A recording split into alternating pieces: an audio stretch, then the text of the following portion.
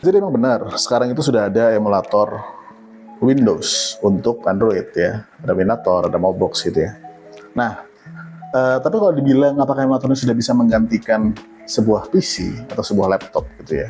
Enggak juga, karena device-device high-end aja itu cuma bisa lancar mainin game-game yang lama gitu. Bahkan harus di settingan low, jadi misalnya main Fallout 3 tuh atau main Skyrim gitu ya, itu harus di settingan low dulu baru bisa lancar di 60 fps.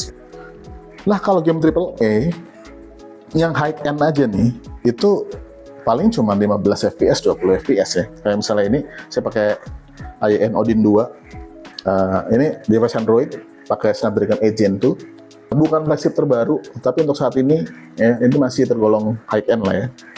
Itu aja udah nggak nyaman banget. Jadi saya cuma nyoba Winator, habis itu langsung saya hapus. Maybe, nggak tahu, mungkin 2-3 tahun lagi saya baru coba lagi gitu ya.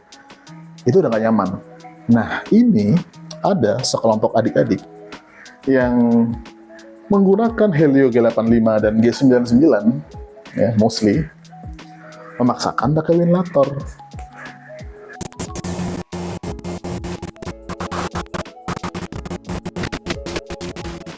5 fps stabil bang, sudah playable, udah smooth banget, mulai smooth aja smooth gitu ya.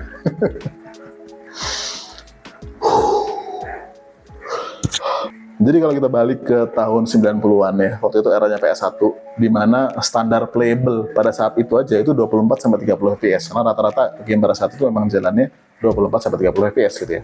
Ada sebagian kecil game yang berat banget, itu runningnya 20 fps. Nah, itu aja berasa ya, pada saat itu, lihat game 20 fps itu berasa nge-lag gitu ya. Nah, standarnya memang 24-30 fps. Itu aja masih lebih kencang daripada 5-10 fps gitu ya. Dan itu 30 tahun lalu. Standar sekarang nih, 2024, saat video ini dibuat, yang dibilang playable itu ya 30 fps, 30 fps ke atas lah.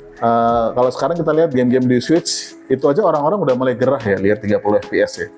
Karena sekarang tuh udah ya kayaknya 60 tuh udah minimal banget lah harusnya, tapi ya masih ada device-device yang memang cuma bisa mainin game baru di 30 fps gitu ya.